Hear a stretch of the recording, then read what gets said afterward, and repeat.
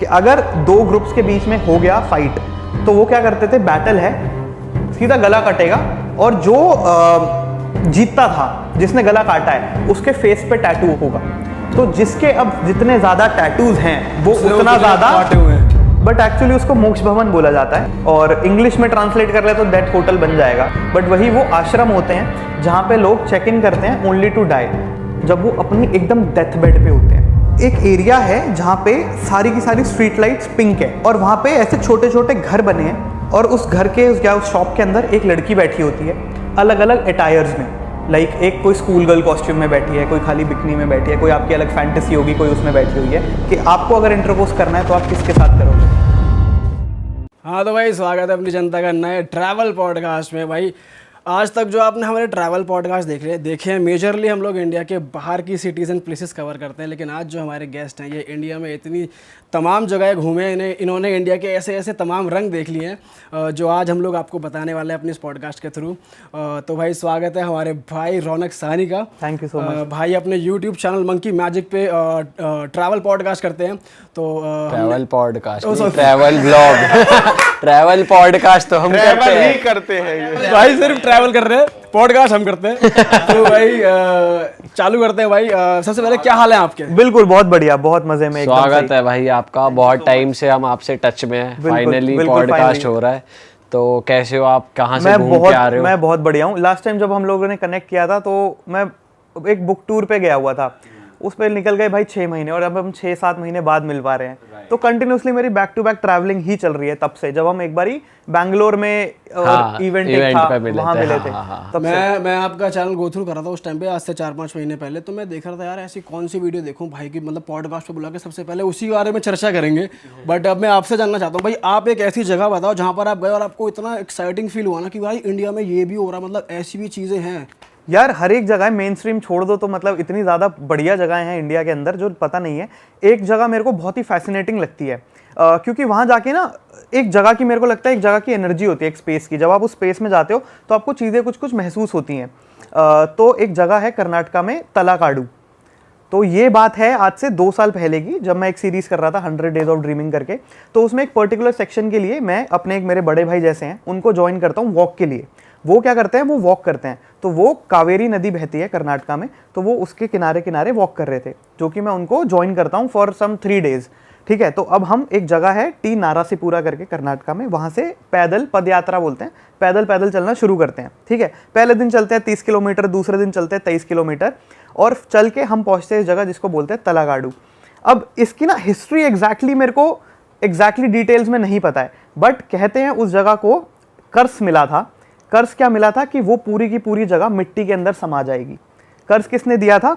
मैसूर पता ही है हमें, है ना। तो उनके जो राजा थे उसको किन्हीं रानी ने या किसी ने कर्ज दिया था, उनकी पूरी डायनेस्टी को कर्ज दिया था कि एक तलाकाडू जगह जो उस समय बहुत ही ज़्यादा उनकी इंपॉर्टेंस की जगह होती होगी, वो पूरी की पूरी मिट्टी में समा जाएगी और उसके बाद जो उनको आगे अपनी डायनेस्टी आगे बढ़ाने में डिफ़िकल्टी होगी, मतलब बच्चे आगे करने में प्रॉब्लम होगी। श्राप दिया था एक तरह से, और एक कुछ और श्राप था। तो मैं अब जब उस जगह पे पहुंचता हूँ ना, तो भाई वहाँ पर ना एक मंदिर था। आप मंदिर में जाते होगे, आपको पता नहीं चीज़ें फील होती हैं या वो गॉडली कनेक्शन फील होता है नहीं होता है। टू बी ऑनेस्ट, मैं जब बड़े मंदिरों में जाता हूँ मेरे को इतना ज़्यादा कनेक्ट नहीं हो पाता है क्योंकि भीड़ इतनी होती है।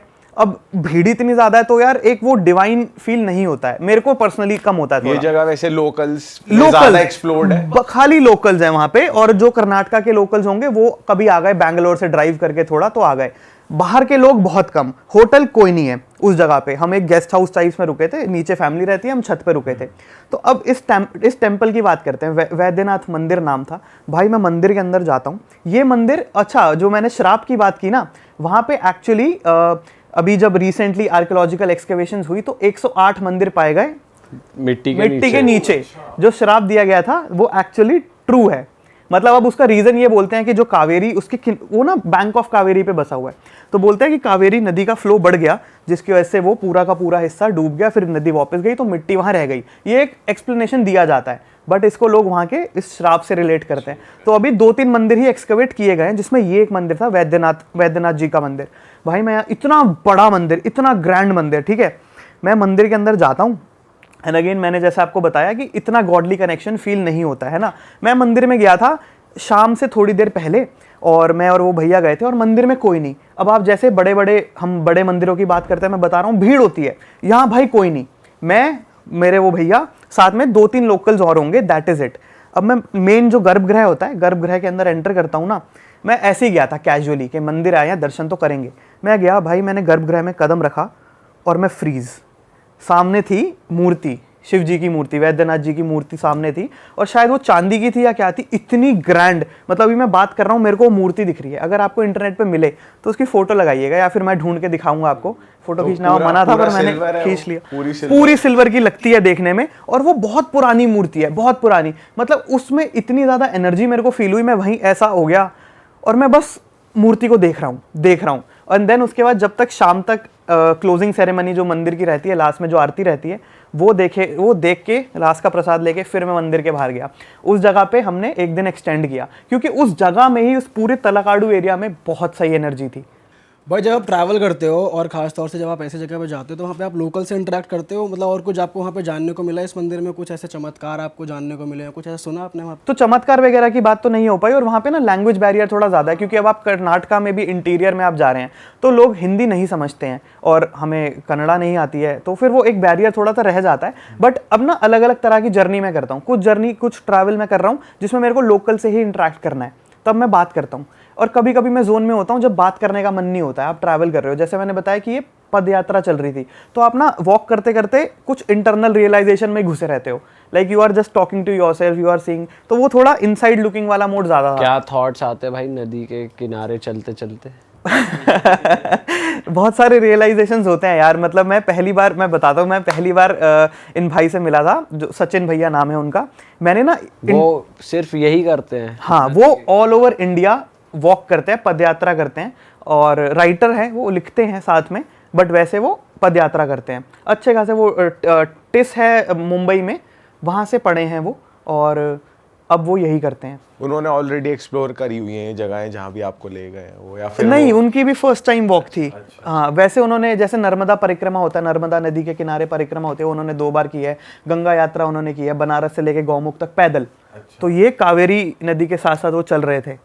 इंडिया में बहुत है ये पिलग्रिमेज, बहुत ज़्यादा है। जो पॉपुलर पिलग्रिमेज है, जैसे केदारनाथ की बात करते हैं, बद्रीनाथ की बात करते हैं, ये यात्रा इस तरह की बहुत ज़्यादा प्रचलित है। आप सेंट्रल इंडिया में चले जाओ, नर्मदा के किनारे, तो पूरा कल्चर बसता है इसके अराउंड। ये भी मैंने एक्सपीरियंस किया था कुछ, मैं 5 दिन के लिए मेरे को है एक्सपीरियंस की भूख, कल्चर अलग अलग देखना है। तो मेरे को ना लाइफ में कुछ प्रॉब्लम्स चल रही थी, है ना, कुछ थोड़ा एंजाइटी वाले फेज से मैं गुजर रहा था, परेशान था।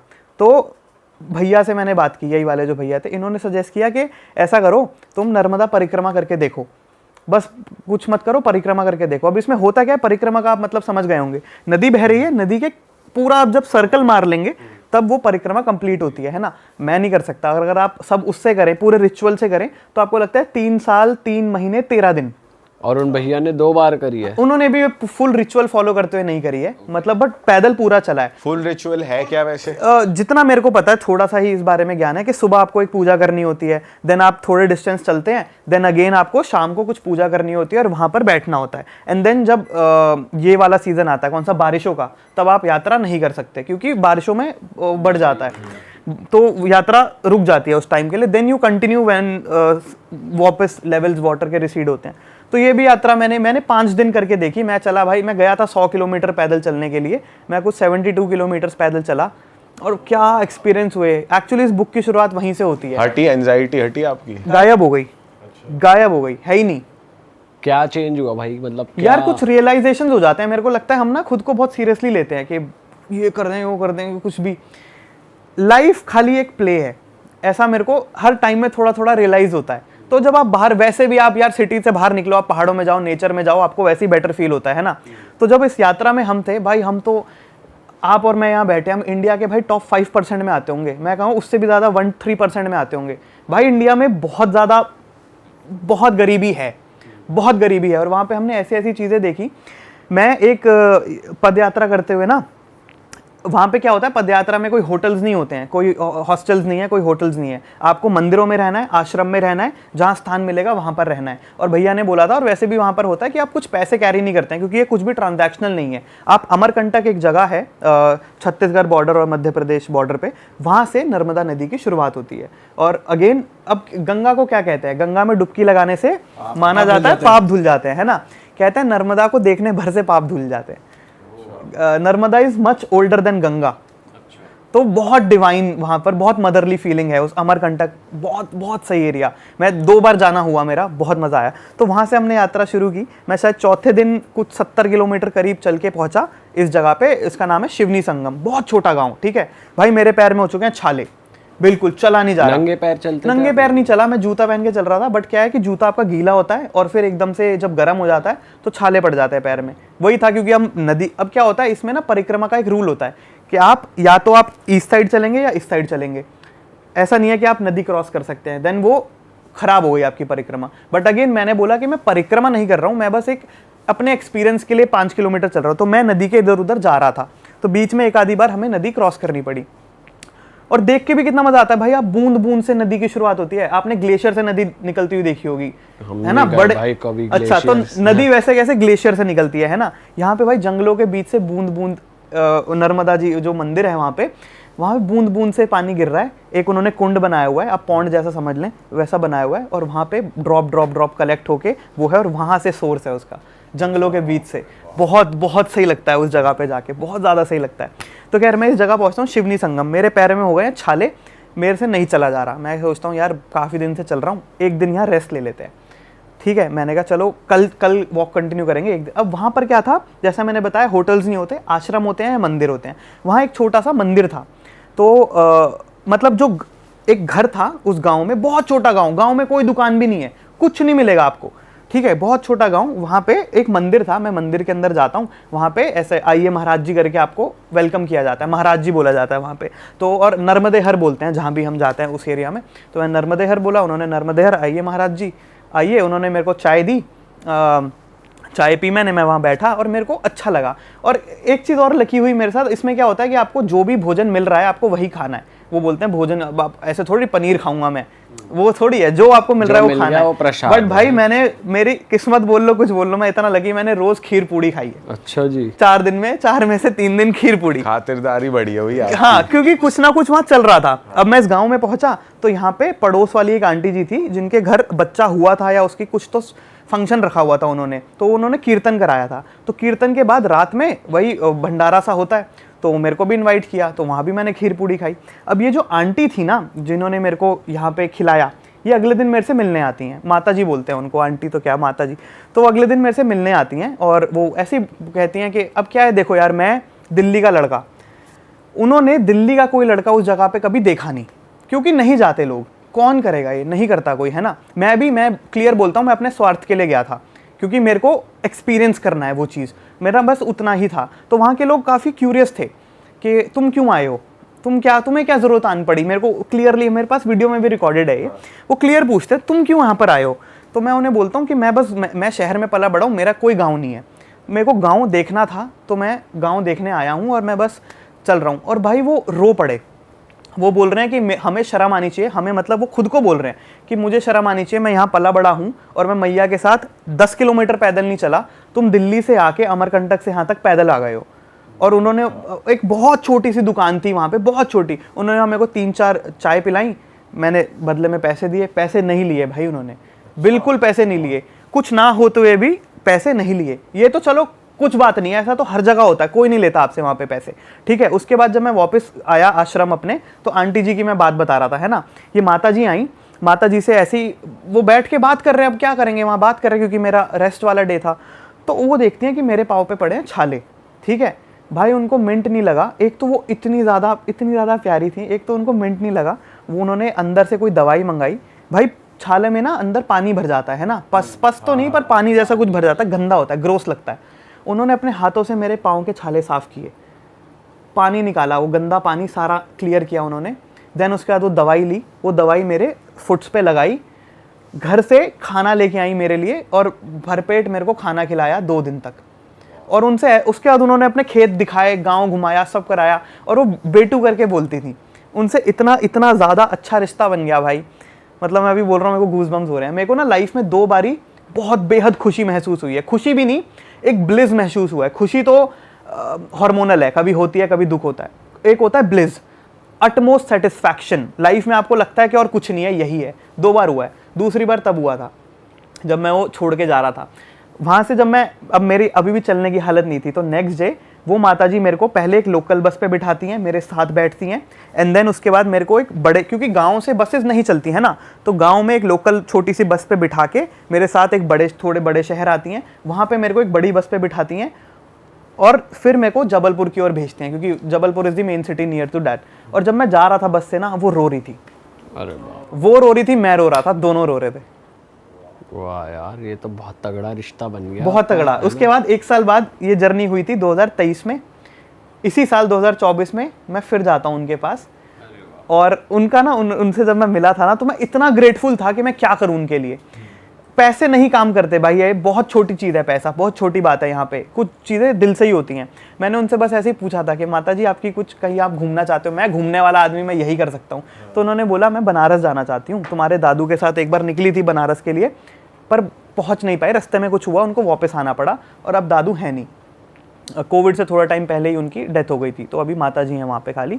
और कुछ भी उन्होंने बोला मैं अपनी गाड़ी में जाना चाहती हूँ, बट भाई एक हार्श रियलिटी है, शायद वो चीज़ कभी नहीं होती कि वो खुद की गाड़ी में जा पाती। Conditions that they live in, it's very tough कि वहाँ से आप बनारस चले जाएँ। तो मेरे दिल में था कि मेरे को कुछ तो करना है, तो मैं नेक्स्ट ईयर 24 में जाता हूँ, माता जी को लेता हूँ, जो आश्रम वाली आश्रम में मैं रुका था वहाँ वाली माता जी को लेता हूँ अपनी गाड़ी में, गाड़ी से उन्हें बनारस लेके जाता हूँ, दर्शन कराते हैं काशी विश्वनाथ के, और फिर वापस। क्रेजी भाई, ये सिर्फ इंडिया में ही हो सकता है। ये इंडिया में ही हो सकता है भाई, ये इंडिया में। उनका रिएक्शन था कैसे वैसे जब हो गए दर्शन? बहुत खुश, बहुत खुश, बहुत खुश, बहुत ज़्यादा। अभी भी टच में हो आप उनसे? हाँ, रेगुलर? हाँ, रेगुलर नहीं बोल सकते, बात क्या करेंगे ना, बट एक प्यार होता है, तो महीने में एक आधी बार फोन पे नर्मदे हर जरूर हो जाता है। कैसे हो? ये बहुत अच्छी ये बढ़िया भाई, आपने टच मेंटेन करा हुआ है। हाँ हाँ भाई, अब बनारस में आपका एक वीडियो मैंने देखा था, वो आपने उस पर लिखा हुआ था कि death hotel of Banaras. Death hotel, वो थोड़ा सेंसेशनलाइज करना पड़ता है यार। हाँ, बट तो है क्या, थोड़ा बताओ। बट एक्चुअली उसको मोक्ष भवन बोला जाता है, और इंग्लिश में ट्रांसलेट कर ले तो डेथ होटल बन जाएगा। बट वही वो आश्रम होते हैं जहाँ पे लोग चेक इन करते हैं only to die. The idea is कि आप बनारस में मरते हैं तो आपको मोक्ष की प्राप्ति होती है। अभी हम मानते हैं ना कि बर्थ होता है देन रीबर्थ होता है, बट वहाँ पे बिलीफ है कि हमें बर्थ और रीबर्थ पक गए, बर्थ और रीबर्थ की साइकिल से लिबरेट होना है, हमें मोक्ष चाहिए, हमें वापस जन्म नहीं चाहिए। तो माना जाता है बनारस में अगर आपकी मृत्यु होती है तो आपको मोक्ष मिल जाता है। तो लोगों का ये है कि वो बनारस में मरे, मगर अब बनारस में रहेंगे कहाँ? मुश्किल है भाई, महीना महीना कोई थोड़ी रह सकता है। तो ये मोक्ष भवन है जहाँ पे एक काशी लाभ मुक्ति भवन शायद इसका नाम है पूरा। तो यहाँ पे लोग चेक इन करते हैं जब वो अपनी एकदम डेथ बेड पे होते हैं, और वहाँ पे चेक इन करके उनको 7 दिन का समय दिया जाता है कि 7 दिन में अगर आप चले गए तो ठीक है, वरना आपको खाली करना है एंड देन कोई और आएगा। अच्छा, और ये आश्रम रन कौन कर रहा है, गवर्नमेंट? नहीं, गवर्नमेंट नहीं करती ये। जितना मेरे को जानकारी है, डालमिया सीमेंट करके, डालमिया सीमेंट है एक, है ना, तो डालमिया परिवार है, उन्होंने अपनी उससे चलाया हुआ है। ये आपसे चार्ज कितना लेते हैं पर डे का? 20 रुपये पर डे, 20 रुपीज़। वो भी इसलिए खाली ताकि जो आया उसको ये ना लगे फ्री में रह रहा हूँ मैं। तो आश्रम की तरह ही होगा जैसे, मतलब ज्यादा फैसिलिटीज नहीं, फैसिलिटीज के तौर पे आपको बस कमरा मिलता है और पूजा पाठ होता है, वो इतना ही है। खाने का भी मेरे को नॉट श्योर कि क्या है, शायद खुद ही बाहर से गए थे उसमें? भाई मैं रहा वहाँ पे लोगों रहा, मतलब आपको अलाउ कैसे करा उन्होंने? तो क्या था कि मेरे को ये इंटरेस्टिंग, ये कल्चरल एस्पेक्ट है बनारस का, जो कि मैं मैं बैकग्राउंड से फिल्म मेकर हूँ, तो मैंने FTI से अपनी स्क्रीन राइटिंग करी हुई है, तो मैं आगे जाके फिल्म बनाना चाहता हूँ। यूट्यूब अभी मैं बस कर रहा हूँ कि मेरे को ये एक्सपीरियंसेस मिले, तो मेरे को करना था। तो मैं पहले दिन वहाँ गया, उन्होंने कहा नहीं कर सकते। मैं दूसरे दिन वहाँ गया, मैं कहा करना है प्लीज़। तो उन्होंने बोला कि उनको दिखा के चल इसको जेन्युइनली करना होगा, कि मैंने बताया मैं भाई ऐसा हवाबाजी नहीं कर रहा, मैं जेन्युइन करना चाहता हूँ। तो फिर उन्होंने बोला आप रिटर्न में एप्लीकेशन दे दो, और क्यों करना है, कब कहाँ क्या करोगे, फ़ोटोज़ का वो सब। तो मैंने दे दिया, मेरी एप्लीकेशन अप्रूव हो गई, तो मेरे को परमिशन मिल गई। सुबह से लेके शाम तक मैं वहाँ मतलब थोड़ा टाइम वहाँ बिता सकता था। सिर्फ आप ही हो गए वहाँ पे जो यंग हो गए, बाकी सारे ओल्ड एज? उस समय एक ही परिवार था वहाँ पे जब मैं गया था। तो उसी दिन वो लोग, क्या था कि अब मेरे को बनारस में एक्स्ट्रा रुकना पड़ा क्योंकि मेरे को ये करना था, मगर तब उस मोक्ष भवन में कोई था नहीं। तो मैं कहा मैं बनारस रुक जाता हूँ 4-5 दिन और देखी जाएगी। फिर जिस दिन मैं बनारस, पर कुछ नहीं हुआ, फिर जिस दिन मैं बनारस छोड़ के जाने लगा उनका फ़ोन आ गया कि आज ही एक माता जी आई हैं, आपने करना है तो आप आ सकते हो। तो मैं जाता हूँ भाई मोक्ष भवन में, और वहाँ मतलब भाई क्या ही बताऊँ, वो बहुत क्रेजी हो गया। मतलब क्रेजी तो गलत शब्द है भाई, बहुत ही छोटा शब्द। क्या मेंटल स्टेट होता है वहाँ लोगों का? बहुत नॉर्मल है, मतलब या तो लोग दिखा रहे हैं नॉर्मल है या नॉर्मल। अब मैं हूँ एकदम चुप कि मैं वहाँ गया हूँ, और आप सोच रहे हो कि किसी की फैमिली यहाँ पे है जिन सबको पता है कि ये अब नहीं रहेंगे, ये जो दादी जी वहाँ पर हैं इनके आखिरी कुछ दिन बचे हैं, तो सीरियस माहौल होगा ऑब्वियसली, है ना, हम सोच सकते हैं क्या ही होगा, पिन ड्रॉप साइलेंस होगी। पर मैं वहाँ जाता हूँ भाई, नॉर्मल अंदर उन्हें फील हो रहा होगा डेफिनेटली, बट बाहर से बहुत नॉर्मल। चाय पीते हैं साथ में, पूड़ी आलू खा रहे हैं वहीं पे बैठ के और बातें कर रहे हैं। स्मॉल टॉक्स होता ही है, आप कुछ भी कर लो स्मॉल टॉक्स तो आ ही जाते हैं जस्ट टू वो सप्रेस करने के लिए, ठीक है। तो मैं वहाँ पे पहले दिन जाता हूँ उस पर, क्योंकि मैं डॉक्यूमेंट करना चाहता था। ये जो किताब है इसके अंदर फोटोज़ हैं वहाँ की एग्जैक्टली, तो फोटोज़ देख सकते हैं उस मोक्ष भवन की। तो मैं वहाँ पहले दिन जाता हूँ, ये मैंने वीडियो पे नहीं बताया, पहले दिन मैं वहाँ जाता हूँ तो फैमिली से जस्ट थोड़ा कंफर्टेबल हो जाते हैं, ठीक है कि हो गया। देन मैं दूसरे दिन फिर जाता हूँ। अब मैं जब दूसरे दिन जाता हूँ तो मैं थोड़े फल वगैरह साथ में ले जाता हूँ कि भाई जा रहे हैं तो फल ले जाए, मैं फल लेके जाता हूँ। पहले तो उनका परिवार था वहाँ पे उस मोक्ष भवन में, बट जब मैं देखने में जाता हूँ तो वहाँ पे खाली एक अंकल होते हैं और जो दादी हैं वो होती हैं, और खाली एक अंकल जी होते हैं जो कि उनके दामाद थे, उनके बेटे नहीं थे, उनके दामाद थे, वो उनकी देखभाल कर रहे थे। बस वो कमरे में होते हैं। अंकल जी से मेरी बातचीत हो रही थी तो मैं उनको फल देता हूँ, बैठता हूँ अंकल जी के साथ और हम कुछ तो स्मॉल टॉक कर रहे होते हैं। तभी दादी जी जो लेटी हुई थी वो बिल्कुल ऐसी थी बेजान सी, वो थोड़ा सा हिलती हैं और वो बहुत टूटी आवाज़ में बोलती हैं कि उनको वॉशरूम यूज़ करना है, उनको बाथरूम जाना है। तो अब अंकल जी एकदम से उठते हैं और माता जी को उठाते हैं और मेरे को भी बोलते हैं हेल्प करो, तो मैं करता हूँ। और वहाँ ना एक तख्त होता है, खाली एक तख्त पड़ा होता है, तो तख्त पे उनको बिठाते हैं, मेरे को बोलते हैं इनका ध्यान रखो, मैं 1 मिनट में आ रहा हूँ। अब वो कमरे में खाली उन दादी जी को, मेरे साथ में दादी जी बैठी हैं, मैं यहाँ ऐसे बैठा हूँ, अंकल चले गए हैं बाहर, शायद आंटी को बुलाने गए, क्या करने गए, बाहर चले गए। और दादी मेरे को ऐसे देख रही हैं, यहाँ बैठी है ना दादी, और बेजान है बिल्कुल भाई। आप सोचो कोई लास्ट मोमेंट पे तो कैसे ही होगा, बेजान बिल्कुल गिर रही है मेरे पे, ऐसे ऐसे मेरे को देख रही हैं, ऐसे ऐसे देख रही हैं, और देखते देखते मेरे कंधे पे सर रखती हैं और सारा मोशन सीज, बिल्कुल हिलना बंद। और कमरे में ना एक वो थी घड़ी, मेरे को आवाज़ आ रही है टिक टिक, और मैं अंदर से मेरा ऐसा हो गया भाई कि मैं इनको नहीं जानता, और what if she dies in my arm, this was the only thought that I had. एक छोटे बच्चे की तरह ना मेरे अंदर से आवाज़ निकलती है, अंकल जी जल्दी आओ ऐसे करके। तो अंकल आते हैं बाहर से, वो कमोड लेने गए थे, कुछ होता है जो बूढ़े लोगों के लिए पोर्टेबल सा कमोड होता है। तो अंकल आते हैं अंदर, आके फटाफट पानी आंटी के मुंह पे करते हैं, उनको ऐसे ऐसे करते हैं थोड़ा सा, आंटी वापस होश में आती है। एंड देन उस कमोड पे वो वहीं उसी रूम में उनको वॉशरूम कराते हैं, मैं भाग के बाहर निकल के जाता हूँ। बट वो कुछ मोमेंट थे जो 5-10 सेकंड होंगे, बट वो ऐसे अंदर हो गए ना कि अंदर से हिला दिया। भाई है तो इंटेंस मोमेंट है, बड़ा बहुत इंटेंस है भाई, बहुत ज़्यादा इंटेंस है। क्योंकि वहाँ पे मैं बोल रहा हूँ मैं गया था इंटेंस इमोशंस के साथ, बट देख रहा हूँ सब चिल है, और एकदम से वक्त बदल गया। और वहाँ बहुत सारे लोगों को मोक्ष प्राप्त हुआ है, बहुत सारे। तो मैंने उनसे पूछा, जो वहाँ के केयर टेकर है, मैंने कहा आपको यहाँ, वो वहीं रहते हैं, उनका घर वहीं है, मतलब मैं कहा आपको यहाँ डर नहीं महसूस होता? इतने लोगों की यहाँ पर मतलब मोक्ष मिला है, चले गए यहाँ से लोग, आपको कभी कुछ डर फील नहीं हुआ? तो उनका अपना कॉन्सेप्ट था, उन्होंने कहा नहीं, मतलब वो पूजा पाठ 2 टाइम करते हैं और वैसे रहते हैं, तो उनको बिल्कुल वैसा कुछ नहीं होता है। पर आपको वहाँ पे एनर्जी में लगा नेगेटिविटी कि भाई इतने लोग यहाँ पर? नहीं, नेगेटिविटी तो नहीं थी। चलो किसी की प्रेजेंस महसूस हुई, मतलब नेगेटिविटी नहीं है, जस्ट लाइक दैट, कुछ हवा या कुछ ऐसा फील हुआ?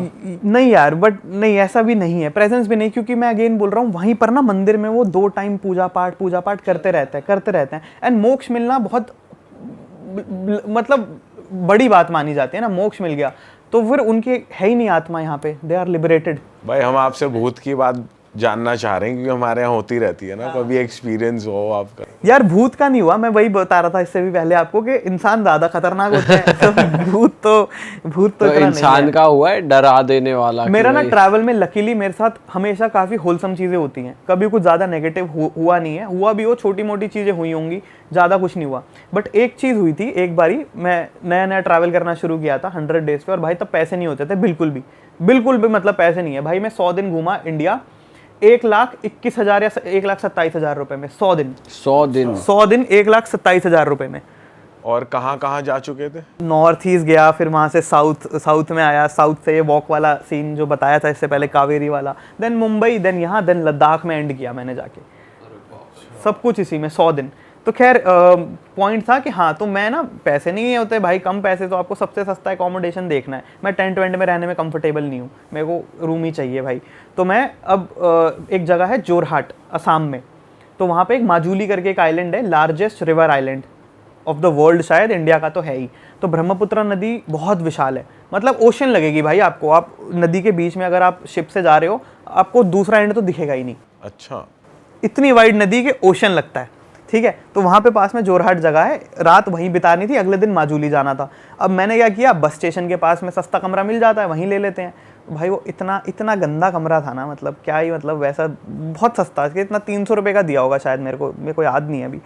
तो मैं उस कमरे के अंदर अब रात मैं घुसा, मैं कहा चलो रहना तो है ही भाई।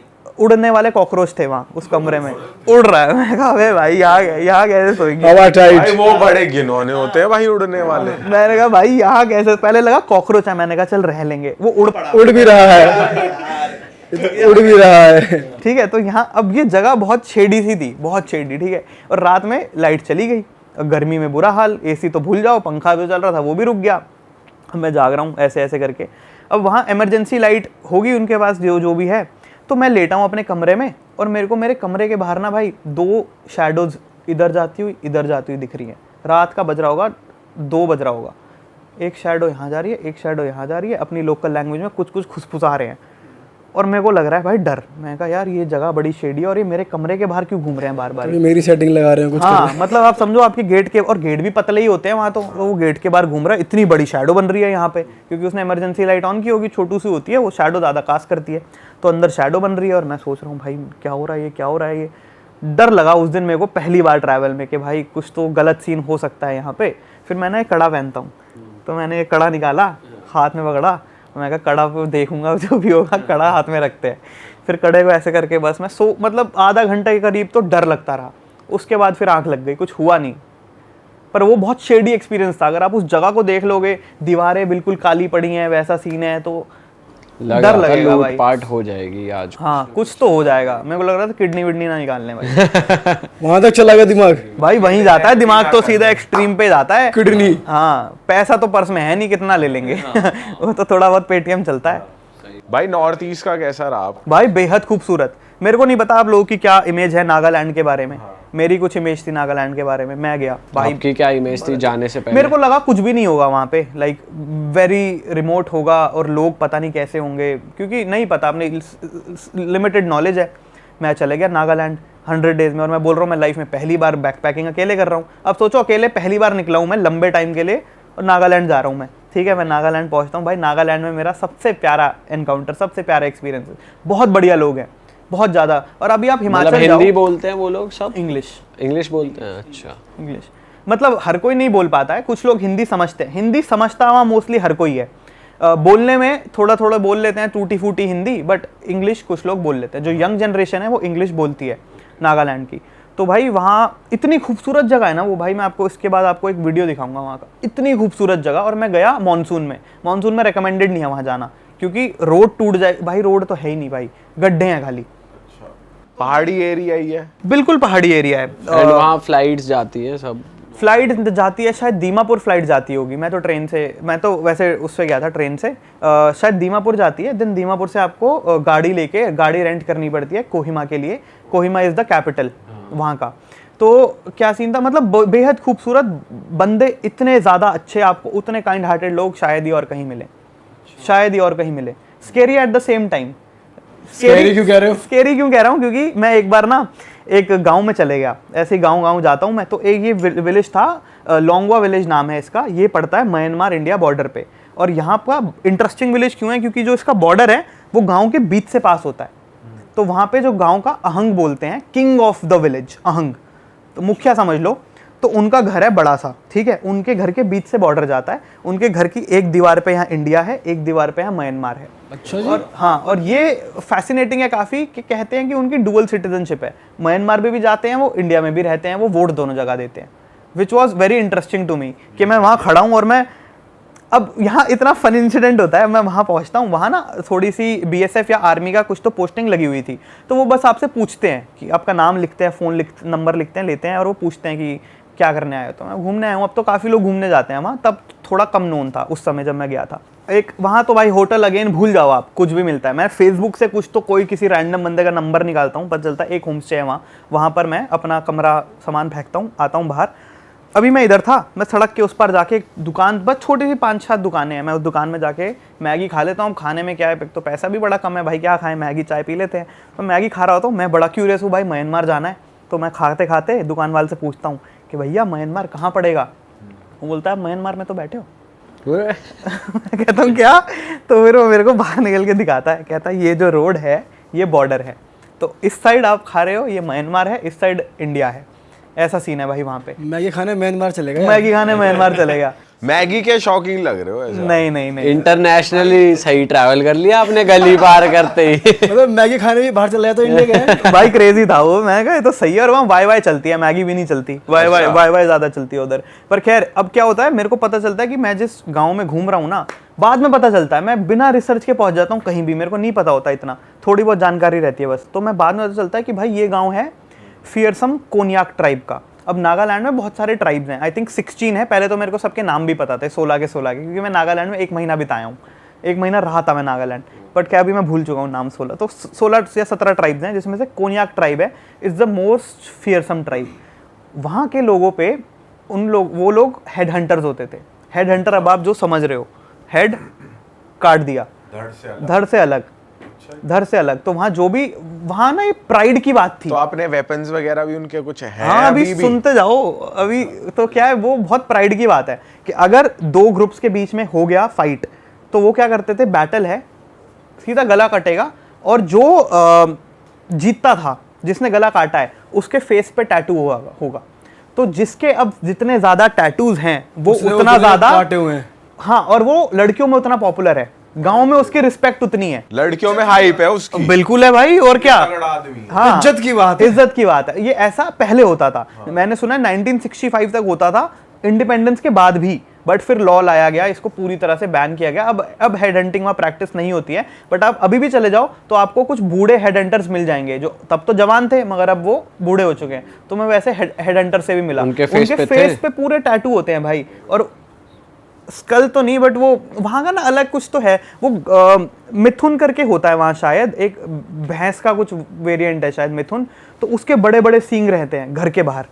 तो आप जाओगे तो उनके जो हट्स होती हैं, घर होते हैं, उसके बाहर मिथुन के सींग्स हैं, ऐसे सींग लगाए हुए हैं। और ऐसा भी है, जिसके जितने ज़्यादा सींग उसकी उतनी ज़्यादा टॉर गाँव में। ऐसा सीन है उधर।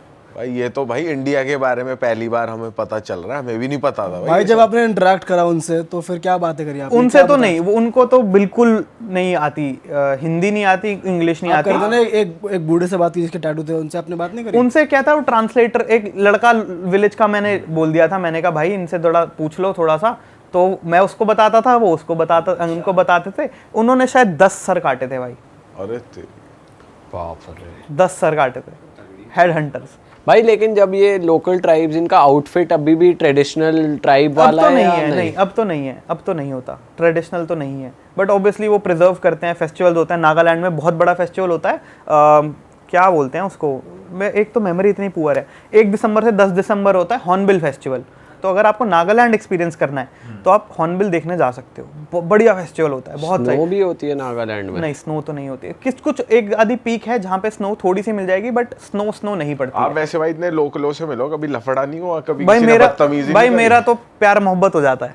अच्छा, कभी किसी को कोई बुरी चीज लग जाती है ना, अनजाने में भी कुछ कर दिया और वो भड़क गया आदमी, ऐसा हो जाता है लोकलों में, कभी हुआ है? भाई मैं बताता हूँ, मैं जब सोलो ट्रैवल करता हूँ ना तो मैं हूँ अलग तरह का आदमी, जब मैं होता हूँ घर पे या दोस्तों के साथ तो मैं हूँ अलग तरह का आदमी, वो चेंज आ जाता है।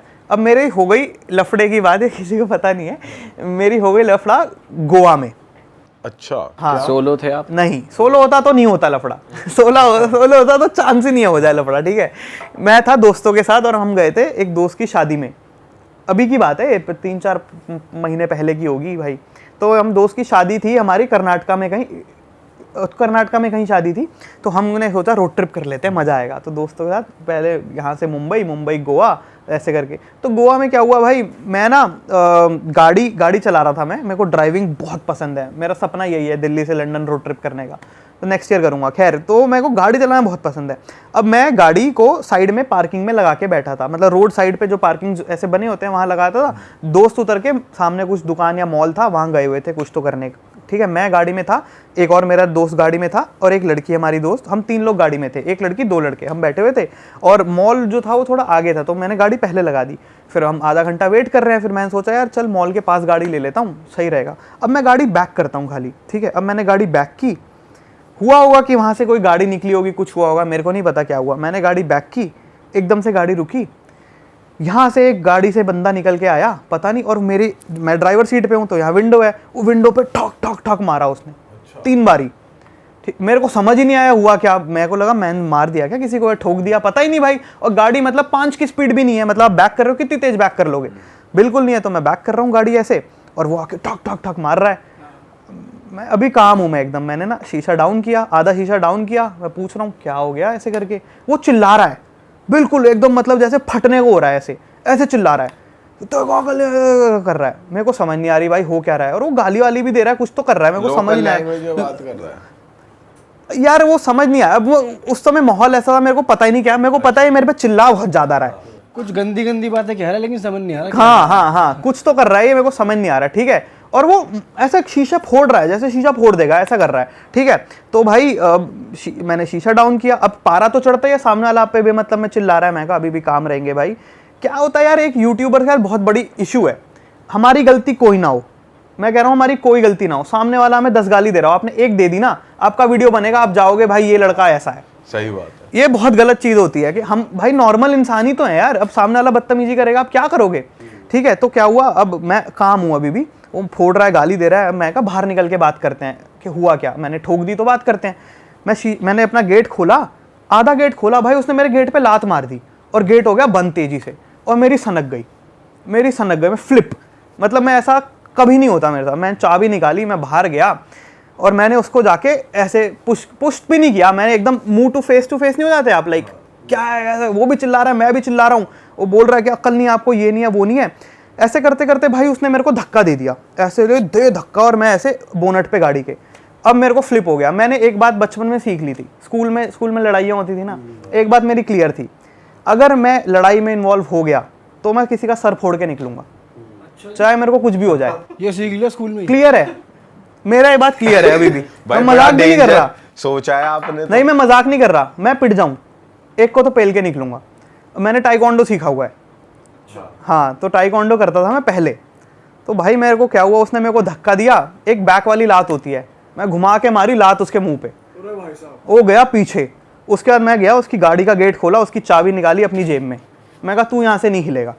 उसके बाद पूरी भीड़ लग गई भाई वहाँ पे, लोकल लोग आ गए सपोर्ट में कि आप दिल्ली वाले वैसे ही बदनाम है कि दिल्ली वाले आके यहाँ तमाशा करते हैं, आप वो कर रहे हो, आपको ये कर देंगे वो कर देंगे। मेरा दोस्त था गाड़ी में, वो भी आ गया साथ में, और हम 2 लड़के उसको मार रहे हैं, मतलब उसने दिया घूसा, मैंने दी लात, और उसको होश आ गया उसको कि हो क्या रहा है वहाँ पे। हाँ, उसने, मेरे दोस्त ने मारा उसके घूसा, मैंने मार दी भाई घुमा के लात, नॉर्मल लात भी नहीं, घुमा के लात तो उसके मुंह पे।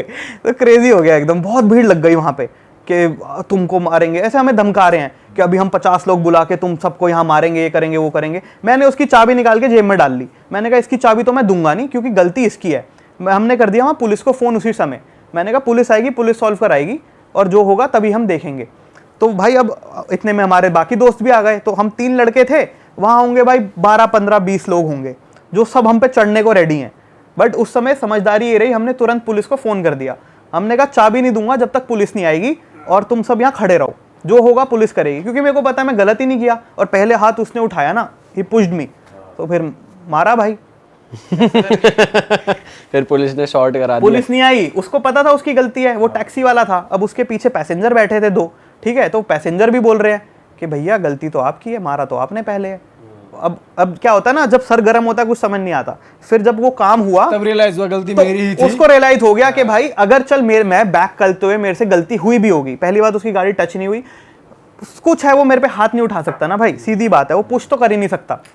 तो ये सीन था, मैंने कहा तेरी चाबी नहीं दूंगा, पुलिस आएगी तभी दूंगा। कह रहा चाबी कैसे निकाल ली तूने, तेरे को राइट नहीं है। मैं कहा तेरे को भी राइट नहीं है मारने का भाई। तो ऐसे चाबी नहीं दी मैंने उसकी। फिर भाई वो जाते हुए मेरे को सॉरी बोल के गया। मैंने कहा सॉरी बोल, चाबी दूंगा। और मैं कहा इसकी वीडियो बना, मतलब वीडियो रिकॉर्ड की हमने, क्योंकि भाई प्रूफ होना चाहिए। तो मैं कहा भाई वीडियो बनेगी तेरी, सॉरी बोल दे तो चाबी दे दूंगा। तो उसने सॉरी बोला, उसने बोला मेरी गलती थी, चाबी दी, वो चले गया और हम निकल गए। पुलिस आई नहीं। अरे बाप रे भाई, चाय पी लो आप चाय पी लो, थोड़ी गर्मा गर्मी हो गई ज्यादा। शांत खून गर्म हो गया हमारा। शांत हो जाओ भाई, शांत हो जाओ, कोई नहीं होता है यार। अब वहाँ भी एक लड़के ने वीडियो बना ली, बोला भैया मैं आपका सब्सक्राइबर हूँ। अब मैंने कहा यार ये तो गलत हो गया। भाई आप वीडियो बनाते ना इस चीज़ की, आप डालते अपने चैनल पे? यार मैं वैसा बंदा ही नहीं हूँ, मैं बोल रहा हूँ। मतलब आप मेरा कंटेंट ज़्यादा देखोगे, मैं बहुत प्यार से रहने वाला। आप बिलीव नहीं करते ये लफड़ा पे?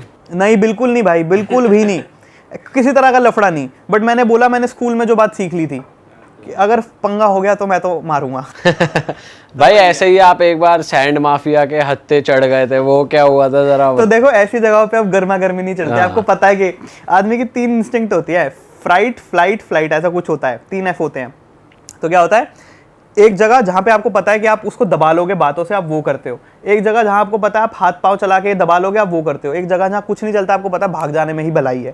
तो आदमी को पता होता है हर सिचुएशन में। तो मैं बोल रहा हूँ कि गर्मा गर्मी हो गई तो हाथ चलाने वाली बात है, बट वो जगह होती तो मैं गया था यमुना जी के नीचे। वहाँ डायकोंडा काम नहीं आता, घुमा के लाकर सीधी लात। वहाँ कुछ नहीं आता काम। तो वो क्या हुआ, मैं इस वाली जर्नी पे था मेलेडीज ऑफ इंडिया की। अगेन मैं उन भैया को थोड़े दिन के लिए ज्वाइन किया था वॉक में। इस बार वो यमुना जी के किनारे चल रहे थे पैदल। तो अब हम यमुना जी के किनारे चल रहे हैं। अब खेतों, मतलब नदी साथ में ही है, हम जा रहे हैं भाई उस लैंड से। बिल्कुल सुनसान, ठीक है, दूर दूर तक कोई नहीं, देखने में ही कोई नहीं आ रहा। हम दोनों चल रहे हैं। एकदम से भैया रुकते हैं, मेरे को बोलते हैं अपना फ़ोन छुपा लो। तो क्या हो गया, ठीक है बोल रहे हैं, क्योंकि मैं फ़ोन से वीडियोस बनाता हूँ। मैं ठीक है भाई, मैं फ़ोन छुपा लेता हूँ, मैं डालता हूँ फ़ोन जेब में। भाई मैं 5-4 कदम आगे लेता हूँ, पायरेट्स ऑफ द कैरिबियन वाला सीन। मतलब नदी अब तक जो मैं बोल रहा हूँ सुनसान थी भाई, लगी होंगी 50-60 बोट्स उस पर चल रहे हैं, आदमी काम कर रहे हैं भाई, 3-4 आदमी हर एक बोट पे। और वो सैंड माइनिंग कर रहे हैं, इलीगल ऑब्वियसली। वो सैंड माइनिंग मतलब उस नदी के नीचे से सैंड निकाल रहे हैं, ठीक है। अब वहाँ क्या होता है, भैया ने बोला फ़ोन रख लो बस और चुपचाप चलते रहो। तो अब हम जा रहे हैं। अब हम जैसे उनकी टेरिटरी में आते हैं ना, मेरे को थोड़ा तो डर लग ही रहा है, क्योंकि भाई वो सैंड माफिया है, उनको ऐसे थोड़ी बोला जाता है। पुलिस भी नहीं आती भाई, ये बात सबको पता है कि कहाँ क्या चल रहा है, नहीं इंटरवीन करते। तो भाई हमने कहा हम चुपचाप साइड से निकल जाएंगे अपना रास्ता लेते हुए, बट हमारा रास्ता वही है। तो हम चलते हुए जा रहे हैं। एक आदमी ने मेरे को आवाज़ दे के रोक लिया, ये ज़रा रुक जाओ। रुक जाते हैं भाई। क्यों रोका उसने मेरे को, एक तो वही शक्ल, नहीं लगता कि यहाँ कर क्या रहा है ये लड़का, है ना। पर वो बात छोड़ो, उन्होंने फ़ोन तो बोला था छुपाओ, मैंने फ़ोन तो छुपा लिया। मेरे बैग से इतना बड़ा ट्राइपॉड निकल रहा था बाहर। तो मैंने कहा भाई ये हमारी वीडियो बनाएगा माइनिंग करते हुए यहाँ जा लड़के। हाँ, तो मेरे को पकड़ लिया, ट्राइपॉड तो भाई निकल रहा था बैग से। तो उन्होंने पूछा कि क्या फिल्म बना रहा है, तो दिखाइयो कैमरा। ऐसे नहीं थे, बहुत पोलाइट। आप क्या कर रहे हैं यहाँ पे, मतलब अपना एक्सेंट साउंड का जो होता है भाई, यूपी वाला। ये बात है प्रयागराज के पास की, तो एक्सेंट आप वो इमेजिन कर लो, मैं नहीं बोल सकता वैसे। बट भाई वो बंदा ना, अब देखने में ऐसा बंदा अगर आपको वो यहाँ मिल जाए बाहर, तो आप कहोगे चल साइड हो जा, ऐसा बंदा था। क्योंकि ही इज़ वेरी फ्रेल, मतलब if he tries to dominate you, I am saying कि आप उसको इजीली ओवर पावर कर लोगे, है ना। बट भाई मैंने गैंग ऑफ वसेपुर देखी हुई है, मेरे को पता है बहुत ज़्यादा डेंजर है यहाँ पे, पता है कि ये कह के ले सकता है। बहुत ज़्यादा डेंजर है यहाँ पे। तो भाई वहाँ पे वो पूछते हैं कि आप यहाँ क्या कर रहे हो, तो उनको मैं बताता हूँ। पहले भैया बीच में बोलने लगते हैं, क्योंकि भैया शायद बेटर बोल ले, बचा ले। वो एकदम से रोकता है, कह रहा है ना तुम बताओ तुम यहाँ क्या कर रहे हो। भैया वो कहता है रुक जाओ तुम बताओ। मैं बोलता हूँ मैं सच बताता हूँ भाई, मैं बोलता हूँ हम पद यात्रा कर रहे हैं, भैया जी की पद यात्रा मैंने 3 दिन के लिए ज्वाइन किया है, और अब हम यहाँ से यमुनोत्री तक जा रहे हैं, जहाँ से यमुना जी की शुरुआत होती है। तो अच्छा, वो मेरे को देखता है ऐसे, और फिर भाई मेरा एक कड़ा पकड़ लेता है, ऐसे कड़ा ऐसे पकड़ लिया ऐसे, और कहता है आजा मेरे साथ। और भाई वो खींच रहा है मेरे को, ठीक है। और वहाँ भाई इतने लोग, 100 से ज़्यादा लोग हैं भाई वहाँ पे, ठीक है, आप कुछ नहीं कर सकते। ऐसे करके यमुना जी की तरफ लेके जा रहा है, दिल मार आ रहा भाई, अब तो गेम ओवर हो गई ऐसा लग रहा है, ठीक है। फिर वहाँ पे भाई क्या होता है, एक बोट थी, मेरे को लगा है बोट में ले जाएगा भाई अब तो। पर वहाँ पे ना बोट के साइड में वो ज़मीन पे हमें कहता है बैठ जाओ, एक दरी बिछी होती है, दरी पे एक साइड होते हैं इतने सारे समोसे, एक साइड इतनी सारी जलेबी, और बीच में एक बड़ी मूंछों वाला आदमी बैठा होता है। वो हमें वहाँ बिठाते हैं दरी पे। हमें देते हैं 2 समोसे, 2 जलेबी। वो कहते हैं तुम इतने टाइम से पदयात्रा यहाँ पैदल चल रहे हो, आसपास तो कुछ नहीं मिला होगा खाने के लिए, भूखे प्यासे हो गए, अच्छे से खाना खा के जाओ। भाई वो हमें खाना खिलाते हैं, उसके बाद रास्ते के लिए पैक, हम कहते हैं बस हो गया महाराज जी काफ़ी है, नहीं वो रास्ते के लिए हमें 4 समोसे बांध के देते हैं कि आगे फिर कुछ नहीं मिलेगा and you guys are walking, samosa लो और जाओ। और उसके बाद ये भी बोलते हैं कि आगे अब कोई दिक्कत नहीं आएगी तुम्हें, कोई नहीं कुछ कहेगा, आप आराम से निकल जाइए। और फिर हम वहाँ से आराम से, यार आपके साथ तो यहाँ भी अच्छा ही हो गया भाई मैं, वरना तो मैं यमुना जी के नीचे होना था।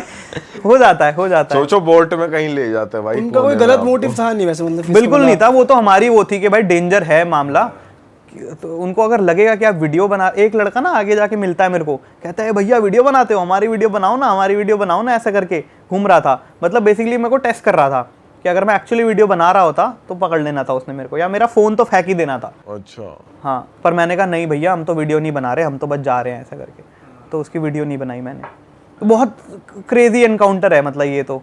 भाई कड़े में हाथ दे के लेके चलो, यही अपने आप में ये बहुत तगड़ा स्टाइल है, और यही में भाई का वेपन है। हाँ वेपन ही पकड़ लिया, यही पकड़ लिया भाई, डेंजरस था वो वाला।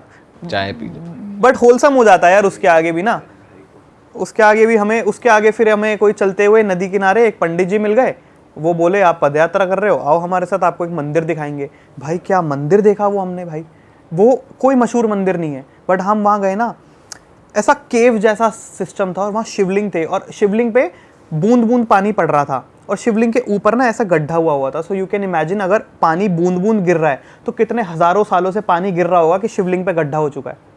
कितना पुराना मंदिर था वो देखा, फिर उन्होंने खाना खिलाया, फिर वो वापस छोड़ा। काफ़ी सारी चीज़ें होती हैं वॉक पे। भाई सही ट्रैवल कर रहे हो, मतलब लाइफ बढ़िया चल रही है आपकी, मज़ा आ रहा है आपको? भाई लाइफ मेरी बेस्ट लाइफ भाई है। लोग वैसे इतना सोचते नहीं है इंडिया में ट्रैवल कर लें इतना और यात्रा कर यार लें। मेरे को तो अच्छा लगता है, मेरे को अलग चीज़ यार, ये मेरा वो नहीं है ना, मेरे को है कि नई चीज़ें एक्सप्लोर करना है। मेरा बहुत लिमिटेड सर्कल हुआ करता था, सोच का दायरा सबका बहुत लिमिटेड होता है, तो मेरे को है कि मेरे को ना आगे जाके फिल्म्स बनानी है, जैसा मैं बताता हूँ। तो फिल्म्स में नई कहानियाँ कहाँ से आएंगी, नए किरदार कहाँ से आएंगे, नए किस्से कैसे होंगे। जब मैं कुछ शायद नया एक्सपीरियंस कर लूँगा तो मेरी स्टोरीज भी विविड होंगी। तो इसलिए मेरा तो मोटिवेशन थोड़ा ऐसा रहता है। बट भाई अगर मैं आपसे पूछूं कि most unique place in India कौन सी लगी? जूकू वैली, नागालैंड, जहाँ पर हेड हंटर्स थे। नहीं वो तो लोंगवा विलेज है। जूकू वैली बहुत सुंदर है, और मैं यही बोलूँगा जो जाना चाहता है मॉनसून में जाओ। मॉनसून में बिल्कुल रिकमेंडेड नहीं है, पर मैं कहूँगा तब जाओ, आपको इतनी सुंदरता दिखेगी ना। वो क्या लद्दाख से भी सुंदर है ऐसा कुछ है? वो ग्रीन है भाई पूरा, ऐसे वेव्स में ऐसा वैली है पूरी ऐसा आपको दिखती है, बहुत सुंदर दिखती है। वैसा कुछ नहीं देखा होगा, पक्की बात है। लद्दाख तो फिर बैरन लैंड है, उसका अपना अलग चार्म है। इस जगह का फुल ग्रीन, इससे ज़्यादा ग्रीनरी नहीं देखी होगी कहीं, इतना ग्रीन। तो वहाँ पे फिर एनिमल्स भी फुल पावर ऐसा थ्रेट रहता है, एनिमल्स, स्नेक्स और इन सब का? एक जोक चलता है नागालैंड में ना, लोगों का क्यूजीन में वो सब कुछ खाते हैं, सब कुछ खाते हैं। मैं वहाँ की मार्केट गया, आप सोचो क्या क्या मिल रहा होगा मार्केट में। हमने सुना है डॉग्स वगैरह भी स्नेल, मिलते हैं वहाँ। फ्रॉग्स, चूहे, कुत्ते, चूहे भी? चूहे भी, कुत्ते, सब भाई ये डाइजेस्ट कैसे कर रहे हैं लोग वहाँ के? खाते हैं भाई। एक बार क्या हुआ, मैं एक होम स्टे में रुका था, वहाँ पे ना चूहा आ गया किचन में। आंटी ने पकड़ लिया जो होम स्टे वाली थी, मेरे से मजाक कर रही थी वो, मेरे से मजाक में बोलती है अब इस चूहे की चटनी बना के खिलाती हूँ तुम्हें। मैं कहा भाई साहब, भाई तुमसे ही तो मजाक करा, उनको तो डिनर सेट हो गया। पता नहीं भाई, चले तुम्हें नहीं मिली, उन्होंने तो कर दिया काम चटनी। बट लोग भाई बहुत बढ़िया है। तो वहाँ पर ये भी मैंने सुना है, जब जैसे आप कुत्ता होता है ना, आपने कुत्ता पाला है पर वो बूढ़ा हो गया है, तो उसको मार देते हैं भाई और खा लेते हैं। ये क्या मतलब हर कोई करता है, ये ऐसा कुछ है? मैंने सुना है। तो मैं जब जूकू वैली गया था तो वहाँ पे क्या था, 1-2 कुत्ते ऊपर घूम रहे थे, काफ़ी ऐसे बूढ़े हो जाते हैं कुत्ते। यार ये तो बहुत गलत है यार। तो कोई बता रहा था कि अब इसको मार देंगे। बट आपने क्या खाया वहाँ पे? वेजिटेरियन? आप वेजिटेरियन हो? नहीं भाई, वेजिटेरियन होता तो मैं नहीं रह पाता वहाँ पे। मतलब आलू और दाल मिलता है, चावल मिलते हैं, आटा नहीं है भाई वहाँ पे, खाली चावल है। रोटी है ही नहीं? नहीं भाई बिल्कुल नहीं है। और रेस्टोरेंट्स वगैरह हैं या फिर कैसा है? आप दिल्ली के बाहर निकल जाओ, ये जो 4 बड़े शहर हैं इनसे बाहर निकल जाओ भाई, कहीं कुछ नहीं है। मतलब ऑब्वियसली कोहिमा की बात करेंगे, कैपिटल सिटी, आपको कैफ़ेज़ भी मिल जाएंगे, सब मिल जाएगा, वो बात नहीं है। बट आप जब थोड़ा बाहर आ जाएंगे ना, कुछ नहीं मिलेगा आपको। भाई नॉर्थ ईस्ट का फैशन भी बहुत अप है यार, बहुत बढ़िया। वहाँ ना थ्रिफ्टिंग कल्चर चलता है, सेकंड हैंड क्लोथ्स पसंद करते हैं, सही है, मैंने भी वहाँ से जैकेट खरीद ली भाई, सस्ते में जैकेट मिल जाती है, वहाँ थ्रिफ्ट मार्केट लगती है सुबह सुबह, ऐसे ही आप खरीदो। ये जापान में भी मैंने देखा थ्रिफ्टिंग कल्चर काफ़ी। हमें ही है कि यार किसी और के कपड़े उतरे हुए मैं तो नहीं पहनूंगा, बट वहाँ नहीं है ऐसा, वहाँ तो थ्रिफ्टिंग कल्चर काफ़ी है। भाई जापान का ट्रिप कैसा रहा आपका? भाई मेरी लाइफ का पहला इंटरनेशनल सोलो ट्रिप था। मैं गया 1 महीने के लिए, मेरा क्लियर है, मैंने कहा जापान जाना है, 1 हफ्ते के लिए तो जाऊँगा नहीं, 15 दिन के लिए तो जाऊँगा नहीं, मैं जाऊँगा तो 1 महीने के लिए जाऊँगा। भाई वीज़ा अप्लाई किया था 15 दिन का, क्योंकि मेरा लास्ट टाइम वीज़ा हो गया था रिजेक्ट जापान का। मेरे को लास्ट ईयर जाना था जापान, मेरा हो गया वीज़ा रिजेक्ट। मेरे को लगा इस बार भी लगे ना लगे 15 दिन का अप्लाई करता हूँ। 15 दिन का अप्लाई किया, उन्होंने मेरे को 1 महीने का वीज़ा दिया। मैं कहा ठीक है भाई 1 महीना रहेंगे। ऐसा भी हो जाता है कि 15 दिन का अप्लाई करो, वो एक्स्ट्रा डेज का दे देंगे तुमको? हो सकता है कि वीज़ा अगर मैं 14 दिन का अप्लाई करता तो 15 दिन का मिलता, बट मैंने 15 दिन का अप्लाई किया, इसलिए उन्होंने मेरे को 30 डेज का दिया। ऐसा मेरा स्पेकुलेशन है, बट मेरे को पता नहीं भाई कि एग्जैक्टली क्या होता है, क्योंकि मेरा होता ही है। हम भी जब यूरोप गए थे तो 3 महीने का हमें भी मिल तो गया मेरा तो फर्स्ट था भाई, फर्स्ट इंटरनेशनल था, तो मैं लास्ट में फंस गया भाई वहाँ पे, बहुत बुरा फंस गया भाई। मतलब जापान में, तो जापान में ना एक आइलैंड चेन है जिसको इजू आइलैंड बोला जाता है। बहुत सुंदर आइलैंड है उसमें, ठीक है। टोक्यो से मेन 340 या 350 किलोमीटर दूर है समुद्र में, बहुत छोटा आइलैंड है।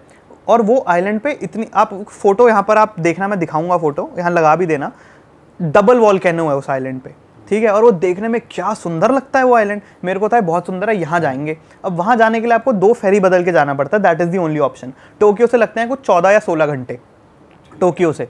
तो टोक्यो से आप पहले फेरी लेते हैं, ओवरनाइट जर्नी, रात में फेरी में बैठेंगे, सुबह उतरेंगे, देन वहाँ से एक नई फेरी लेंगे, वो 4 घंटे लेके आपको उस आइलैंड पहुँचाएगी। मैं उस आइलैंड पे पहुँच गया, उस आइलैंड को बहुत बेहतरीन सुंदर देखा, मज़ा आ गया। मैंने कहा चलो नेक्स्ट डे फेरी लेंगे, वापस जाएंगे घर, क्योंकि मेरा वीज़ा ख़त्म हो रहा था 23 तारीख को, ठीक है। और मैं उस समय 2 दिन बचे होंगे वीज़ा ख़त्म होने में, 2 या 3 दिन, बस 2 दिन बचे थे। मैं कहा 23 को वीज़ा ख़त्म है, आज 21 तारीख है, कल लेंगे, वो चले जाएंगे। भाई सुबह हुई, मैंने आंटी को बोला जो वहाँ पे थी कि मैं जा रहा हूँ, मैं चेकआउट कर रहा हूँ, आप पैसे बता दो। उन्होंने कहा कहाँ जा रहे हो? मैं कहा वापस जा रहा हूँ। कह रही वापस कैसे जाओगे? मैं कहा फेरी से। फेरी तो आज चल नहीं रही। मैंने कहा वहाँ लिखा है वेबसाइट पे फेरी चलेगी, और मेरे को लग रहा है जापान है भाई, पक्के होंगे अपने वर्ड्स के ना, बट अब वेदर ऐसी है तो क्या करें। तो उन्होंने बोला नहीं आज तो वेदर ख़राब हो गई है, फेरी कैंसिल हो चुकी है, फेरी तो चलेगी नहीं। फिर हम गूगल ट्रांसलेट पे बात कर रहे थे और कैसे बात करेंगे, तो वो मेरे को बोलती हैं कि तुम्हें इस आइलैंड के बारे में पता नहीं, ये आइलैंड ऐसी बीवी है तुम्हारी जो एक बार आओगे तो तुम्हें छोड़ के जाने नहीं देगी। और मेरे को डर लगना शुरू, मैं कहा मैं क्या करूं भाई। फिर मैं एक्सपायर हो रहा है 2 दिन में भाई, 2 दिन में। और मेरे को हो गया कि मेरा सपना है लंदन जाना, अगर मेरे पासपोर्ट पे कुछ भी इशू आ गया मैं तो फंस जाऊंगा बहुत बुरा। तो भाई मतलब फिर क्या हुआ, मैंने कहा आंटी ठीक है, मैं आंटी को छोड़ा, मैं बाहर गया, बाहर देखूं क्या है। भाई मेरे को हेलीकॉप्टर की आवाज़ आ रही थी पास से, मैं भागा आवाज़ को फॉलो करता हुआ जा रहा हूँ, बस कहाँ जाना है, भागा। मैं जैसे ही पहुँचा हेलीकॉप्टर मेरे सामने उड़ गया, चले गया। भाई कोई ऑप्शन नहीं। अब मैं वहाँ खड़ा हूँ, वहाँ पर एक पुलिस वाला है, एक लोकल आदमी है। पुलिस वाला एक ही है शायद उस आइलैंड पे, 160 लोग रहते हैं भाई, बहुत रिमोट आइलैंड, तो पुलिस वाला एक ही है वहाँ शायद। तो मैं पुलिस वाले को बताता हूँ अपना सिनेरियो कि सर मेरा वीज़ा ख़त्म हो रहा है, एनी हाउ मेरे को जाना है, मेरे को हेलीकॉप्टर में करवा दो, कल करवा दो, कैसे भी करवा दो। वो हंस गया भाई मेरे मुँह पे, वो कहता है क्या प्रॉब्लम है, वीज़ा ख़त्म हो रहा है। मैं कहा भाई ये हंस क्यों रहा है, ये हाँ उसको लग रहा है फन चल रहा है। मैंने कहा भाई ये फन नहीं है, करवाओ कुछ भाई। तो उसने ना फिर हेलीकॉप्टर कंपनी का नंबर वहाँ होता है अवेलेबल, रिसेप्शन से लिया, आपको बुक करना होता है फ़ोन पे। अब मेरे पास ना जापानीज़ नंबर, ना मेरे को जापानीज़ आती है, तो उसने कॉल करके मेरे पता करा दिया। उसने बोला मैं शाम के 4 बजे, वैसे तो बुक चल रहा है सब कुछ, अगले 5 दिन तक हेलीकॉप्टर बुकड है, मैं फिर भी कॉल करके आपको शाम तक बता दूंगा, अगर कोई कैंसिल करेगा तो शायद आपको सीट मिल जाए। मैं कहा ठीक है, मैं शाम तक का वेट करता हूँ। भाई अब आइलैंड पे मेरे को रहना ही नहीं था उस दिन, मैं आइलैंड पे हूँ, अकेले फंसा हुआ हूँ, और शाम का इंतज़ार कर रहा हूँ। शाम हुई मगर पुलिस वाला आया नहीं, मेरे को लगा गेम ओवर हो गई मेरी भाई। फिर वहाँ पे एक लोकल आदमी था जिसको इंग्लिश आती थी। वहाँ उस वैसे टोक्यो में you will find plenty people speaking English. अब इतनी दूर गए हो तो वहाँ कौन इंग्लिश बोले, नहीं आती लोगों को इंग्लिश। तो एक आदमी को आती थी इंग्लिश, जिसको मैंने अपना दुखड़ा रोया कि भैया ये हो गया, मैं तो फंस गया हूँ बहुत बुरा। उसने कहा अपने इमिग्रेशन फ़ोन करो, अपनी एम्बेसी फ़ोन करो, करवाओ। मैंने कहा एम्बेसी में फ़ोन नहीं करना चाहता, दिक्कत हो जाएगी मेरे लिए, मेरे को नहीं करना है। तो मैंने कहा कल देखूंगा, अब होपफुली कल कुछ हो जाए। तो उसने बोला कि ऐसा करो, ऑफिस खुलता है हेलीकॉप्टर का सुबह 8 बजे, एक ही है वहाँ पे ना, एक छोटा सा जगह है, 8 बजे खुलेगा, आप आके सुबह लाइन में लगो, मेक श्योर के that you are first in the line. अगर किसी ने कैंसिल किया देन आपको ले जाएंगे। भाई मैं सुबह कितने बजे हेलीकॉप्टर पे चले गया, सुबह 4 बजे। मैं कहा मेरे को जाना है भाई। मैं सुबह उठा 3:30 बजे भाई, 4 बजे मैं वहां पे 8 बजे की उसमें 8 बजे मैं 4 बजे रोडीज की लाइन बना दी सबसे पहले मैं यूं साल ले भाई। वो वहां पर एक बेंच सी थी, मैं गया बेंच पे जाके लेट गया और मैंने वहाँ अपनी बोतल रख दी कि ये मेरा स्पॉट है, कोई वो नहीं होगा। वहाँ बोतल रखी और मैं कहा अगर आंख लग जाए बाय चांस और कोई और आके खड़ा हो जाए तो दिक्कत हो जाएगी भाई। उस 4-5 घंटे में चाहे मेरे को बाथरूम आए कुछ भी आए, मैंने नहीं हिलना यहाँ से, मैं खड़ा रहूँगा। बट फिर लकीली भाई नेक्स्ट डे उसी दिन मतलब सुबह 8 बजे विंडो खुली, उसने चेक किया, एक सीट खाली थी क्योंकि किसी एक महान आदमी ने कैंसिल कर दिया था हेलीकॉप्टर। मेरे को हेलीकॉप्टर मिल गया और मैं हेलीकॉप्टर से फिर वापस आया। वरना क्योंकि क्या था, वो सैटरडे था, तो सैटरडे फेरी कैंसिल हो गई, संडे फेरी चलती नहीं है। मंडे फेरी लेता तो वो पहुंचाती मेरे को ट्यूसडे, खत्म था मेरा वीज़ा। भाई ये माहौल बड़ा इंटेंस होता है भाई कि ऐसा कुछ हो जाए अगर ट्रिप पे, बिल्कुल, लेने के देने पड़ वो भी जाते फर्स्ट ट्रिप पे। और भाई कुछ जगह बता दो जापान में जो कि एकदम मस्ट विजिट है, जाना ही चाहिए घूमने अगर कोई जा रहा है। भाई हिरोशिमा नहीं गए आप? गया हिरोशिमा में। वहाँ क्या है मतलब कैसी वाइब है? वहाँ पे भी तो हुआ था एक बढ़िया भाई वहाँ ना यार बहुत सैड लगा, मतलब बहुत। वहाँ आप जाओगे, अगर हिरोशिमा म्यूजियम है वहाँ पे, एटॉमिक बॉम्ब म्यूजियम, वहाँ पर अगर म्यूजियम चले जाते हो ना, लोग आपको रोते हुए दिख जाए। मतलब आपने पिन ड्रॉप साइलेंस किसको बोलते हैं? हाँ। पिन गिरने की आवाज़ आ सकती है आपको। वहाँ इतना ज़्यादा साइलेंस था, मैं उस म्यूजियम से वॉक कर रहा हूँ, आप चलते हो, आपके कपड़े साथ में रगड़ते हैं कभी कभी, कपड़ों की आवाज़ आती है। वहाँ भाई कपड़ों की आवाज़ आ रही है, इतनी ज़्यादा साइलेंस, मतलब इतने लोग हैं, कोई कुछ नहीं बोल रहा क्योंकि वो बहुत हॉरिफिक था। और वहाँ पे कहते कि जब अटैक हुआ, जब बॉम्ब फटा था, तो जो लोग वहाँ पे मरे थे तो उनकी शैडोज तक वहाँ बिल्कुल यही मैं बता रहा था। वहाँ पे म्यूजियम में उन्होंने लगाया हुआ एक पत्थर है जहाँ पे लोगों उसकी शैडो बनी रह गई जब वो बॉम्ब फटा, क्योंकि हीट इतनी इंटेंस थी। शैडो जमीन में बनी हुई है, पत्थर में चिप ऐसे रह गई, वैपोरेट हो गए भाई बंदे जब वो एपिसेंटर पे फटा तो। और म्यूजियम वहीं एपिसेंटर के पास बनाया गया। उधर एक बिल्डिंग है जो खड़ी रही, क्या है, एक डोम है, उसको एटॉमिक डोम बोला जाता है। वो मेमोरियल के तौर पे अब खड़ा है कि याद रहे ऐसा कुछ बुरा हुआ था। तो क्या है कि जब बॉम्ब फटा ना, तो वो उस डोम के ठीक ऊपर फटा, उस डोम से शायद 300 मीटर 400 मीटर फटा ऊपर। तो वो फटा, तो अब जब बॉम्ब फटा तो उसने फोर्स लगाई सब जगह बाहर, तो उसके आसपास का कुछ किलोमीटर, 2 किलोमीटर शायद 2.5 किलोमीटर का एरिया तो उड़ गया, मगर उस डोम पे फोर्स लगी डाउनवर्ड्स, तो धरती में। अब वो था स्ट्रॉन्ग, उनकी बिल्ड क्वालिटी होगी बढ़िया, तो डोम की छत वत सब उड़ गई, मगर डोम आज भी खड़ा है क्योंकि उसके ठीक ऊपर बॉम्ब फटा था। तो वो एक मेमोरियल के तौर पे आज वहाँ पर खड़ा हुआ है हिरोशिमा में।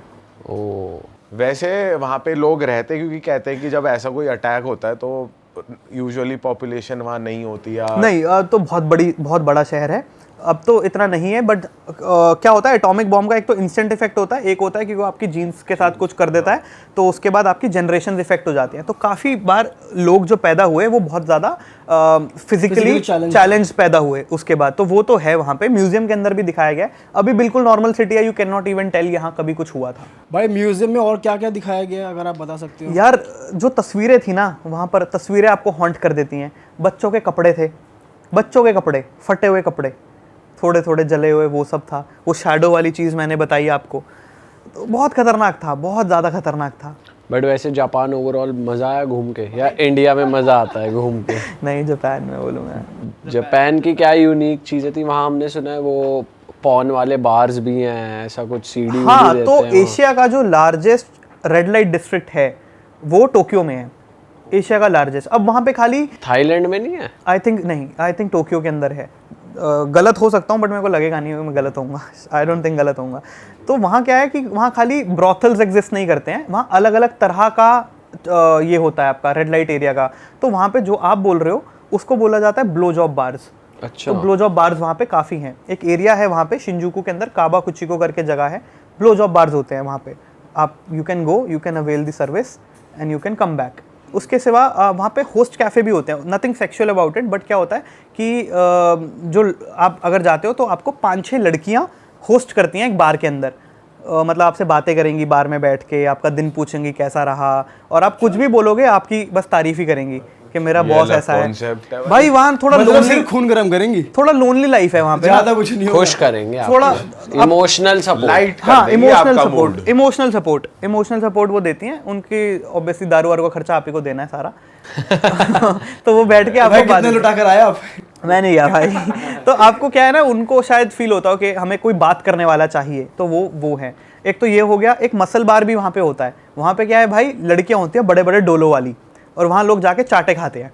हाँ, ये रील पे देखा है मैंने। ये भी बड़ा कूल है। बट अगेन दिस सोपलैंड आप पूछ रहे थे, सोपलैंड का कॉन्सेप्ट क्या होता है, ये एक तरह का ब्रॉथल ही होता है, क्योंकि वहाँ पे प्रोस्टिट्यूशन तो इलीगल है, बट अलग अलग तरह के वो साइडवेज निकाल लेते हैं ना। तो सोपलैंड होता है जहाँ पे आप जाके एक सर्विस अवेल कर सकते हो, जहाँ पे आपको एक लड़की नहलाती है, एंड देन उसके बाद maybe it leads to intercourse, ये रहता है। बट आपको अपना एक बहुत क्रेजी एक्सपीरियंस बताऊंगा जो जापान का मेरे को पता ही नहीं था कि ऐसा कुछ एग्जिस्ट करता है। दिमाग ब्लो हो गया भाई मेरा, ठीक है। मैं, ये हो गई टोक्यो की बात, मैं था ओसाका में। ओसाका में एक दिन मैं घूमते घूमते ऐसी एक जगह पहुंचा। ऑब्वियसली मैंने उसके बारे में पढ़ लिया था, इसलिए मैं वहाँ गया था। मैं को देखते हैं भाई क्या सीन है ये। तो आपने एम्स्टरडैम के बारे में सुना होगा, मैं तो गया नहीं, मैंने सुना है खाली कि वहाँ पे जो रेड लाइट, वहाँ का रेड लाइट एरिया है, वहाँ पे ग्लास के पीछे कुछ लड़कियाँ खड़ी रहती हैं। अभी हम देख कर आए थे, अभी हम गए थे। हाँ, उसका सेम वर्जन जापानीज में उससे better in the sense like cleanliness और वो सब ओसाका के अंदर है। जगह का नाम है टोबिता शिंती करके कुछ जगह है, I am pronouncing it wrong. But वहाँ भाई क्या सीन था, मतलब वो एक एरिया है जहाँ पे सारी की सारी स्ट्रीट लाइट्स पिंक है, सॉफ्ट पिंक, ठीक है, बहुत साफ। और वहाँ पे ऐसे छोटे छोटे घर बने हैं, घर या दुकान कुछ भी बोल लो, छोटे छोटे लाइन से घर हैं, एंड वहाँ पे गेट्स खुले रहते हैं उनके। और उस घर के या उस शॉप के अंदर एक लड़की बैठी होती है अलग अलग अटायर्स में, लाइक एक कोई स्कूल गर्ल कॉस्ट्यूम में बैठी है, कोई खाली बिकनी में बैठी है, कोई आपकी अलग फैंटेसी होगी, कोई उसमें बैठी हुई है। एक जवान लड़की होती है, यंग काफ़ी, एंड एक मामा सान बोलते हैं, एक बूढ़ी औरत होती है, बूढ़ी नहीं, एक एजड औरत होती है वहाँ पे, बस दैट इज़ इट।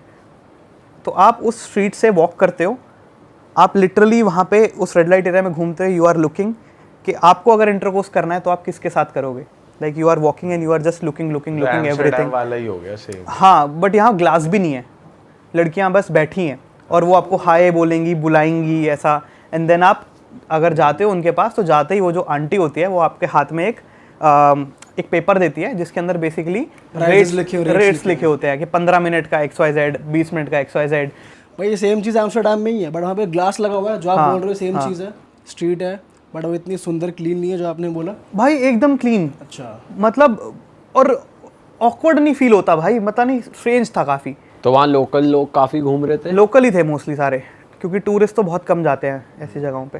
तो वो था भाई थोड़ा सा। टोक्यो में थे टूरिस्ट बहुत सारे? टोक्यो में तो बहुत टूरिस्ट, भाई टोक्यो मैंने सुना गाड़ियों का कलेक्शन बहुत ज़्यादा, हाँ बहुत ज़्यादा कल्चर है भाई वहाँ पे ना। मैं नहीं कर पाया यार, मेरा इंटरनेशनल ड्राइविंग लाइसेंस वहाँ काम नहीं किया, मेरे को लगा कि चलेगा, नहीं हुआ साला, वरना मैं प्लान था वहाँ ना ड्राइव करने का कुछ तो बढ़िया गाड़ी। दिखती है एग्जॉटिक कार जैसे कि मूवीज में भी हम देखते हैं। शिबुया करके एक जगह है, वहाँ मैंने देखी।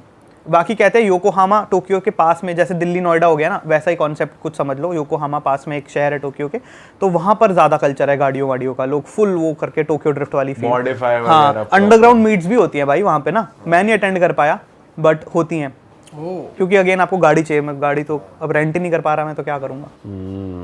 तो जो जापान में आपने सिटीज तो घूमी, साथ ही कुछ लोकल विलेजेस भी घूमी जैसे? भाई खूब घूमे, मेरे साथ वहाँ भी बड़े सीन हुए हैं, मतलब मज़ेदार, वो तो काफ़ी डिटेल में जाना पड़ेगा उसके लिए। तो टाइम को थोड़ा ध्यान में रखते हुए इस एपिसोड को हम यही रैप अप करेंगे भाई। इसके लिए अगर ऑडियंस को मज़ा आया तो हम जापान के लिए और आपकी बचे हुए किस्सों के लिए सेकंड पार्ट में बात करेंगे। तो अगर आपको मज़ा आया तो पार्ट 2 के लिए कमेंट कर दो। पर फिलहाल भाई की बुक के बारे में बात कर लेते हैं थोड़ी सी, मेलोडीज ऑफ इंडिया। भाई आप ही बताओ इसके बारे में। आप बताओ आपको देख के फर्स्ट इंप्रेशन कैसा लगा, क्योंकि आपको इसके बारे में कोई आइडिया नहीं है। हमें तो बहुत इंटरेस्टिंग लगा यार, फोटोज़ ही फोटोज़ हैं। हाँ, तो ये मैंने एक यात्रा करी थी गंगा जी के साथ। जैसा मैंने बताया, मेरे को जापान जाना था, मेरा वीज़ा हो गया कैंसिल, मैं गया नर्मदा, वो वाला जो इंसिडेंट आपको बताया, वहाँ पर ये आइडिया बॉर्न हुआ कि मेरे को अपना इंडिया देख लूँ मैं पहले भाई, क्या क्या है। तो गंगा से मेरा बहुत प्यार रहा है बचपन से, नदी गंगा माँ बोल लो, नदी बोल लो, कुछ बोल लो, तो मेरा बहुत प्यार रहा है। तो मेरे को था कुछ टाइम स्पेंड करना है, तो मैंने ये यात्रा करी जहाँ मैं गंगोत्री से लेके गंगा सागर तक मैंने ट्रैवल किया। करीब 4 महीने लगे इस यात्रा में। और अलग अलग पद यात्रा नहीं करी? नहीं, सम डेज आई वॉक्ड, जैसे 3 दिन मैं चला पैदल, और उसके बाद मैंने बस ले ली, सब लोकल ट्रांसपोर्ट से अलग अलग जगह मैंने कवर की। तो एक वो साइड इंडिया का, you can say true India देखने को मिलता है, रॉ इंडिया देखने को मिलता है, जो शहरों के बाद इंडिया बसता है वो देखने को मिलता है। तो वो सब इस बुक के अंदर है, कैप्चर मैंने किया है। Melodies of India. गंगा के अराउंड जो कल्चर है, गंगा को माँ क्यों बोलते हैं, माँ क्यों माना जाता है, लोगों में वो भावना कैसे है, वो खाली नदी क्यों नहीं मानते उसको, तो वो सारी चीज़ें इसके अंदर है। भाई आप बता दो अगर ऑडियंस को ये पढ़नी है तो कहाँ से ले सकते हैं, आप ही बता दो। ये हमारी वेबसाइट पे ले सकते हैं, वेबसाइट का नाम है www.melodiesofindia.com, वहाँ से आप ये ले सकते तो भाई जनता को बोलूँगा ये जो लिंक है आपको डिस्क्रिप्शन में नीचे मिल जाएगा, और आप भाई का चैनल भी चेकआउट कर सकते हैं। भाई बहुत ही बढ़िया ट्रैवल व्लॉग्स करते हैं वहाँ पे, तो ज़रूर जाइए, यहाँ पे गूगल बटन आ रहा है, भाई के चैनल को सब्सक्राइब भी कर दीजिए और जाके कंटेंट ज़रूर कंज्यूम कीजिए। और भाई को इंस्टाग्राम पे भी फॉलो कर लीजिए, ये रहा भाई का इंस्टाग्राम, और बार बार स्क्रीन पे भी आ रहा था। तो हम आपसे मिलेंगे नए पॉडकास्ट में। इस पॉडकास्ट में अगर आपको मज़ा आया तो लाइक कर देना और इसको लोगों तक पहुंचा देना, शेयर ज़रूर कर देना, और हमको भी सब्सक्राइब कर देना। बहुत से लोग हैं जो बिना सब्सक्राइब हुए देख रहे हैं चैनल को, तो बेटा सब्सक्राइब कर दो। चलो जी, मिलते हैं नए पॉडकास्ट में। Okay ji, tata, see you। Bye ji.